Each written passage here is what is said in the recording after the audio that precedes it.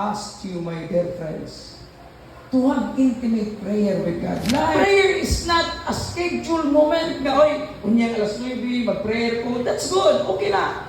Pero remember, this prayer is built in on us. Walay oras, sana. Perminti na ka na to ang pag-ampo diya sa Ginoo.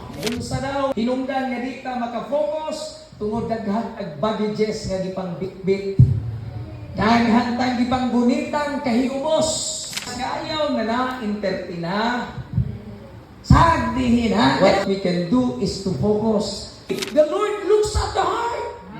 Uy, hindi na to na mapiki ang Ginoo ha. Muna kung naatay kahiubos, hilak sa tilan sa Ginoo niyo. Pagtindog ni mo, okay na ka, Lord. Leave them behind. Do not make those things waited on you nga di na nung takatikan tungod sa kabukat sa atong mga gipang bitbit. Wala tayo laing misyon aning kalibutana to preach the gospel to all the people.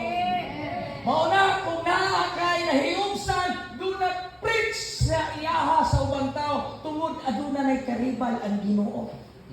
Imbis si Jesus ang i-preach ang iya na noong nakalagutan. Preach Christ to them. At all costs ang atong trabaho to tell other people about Christ.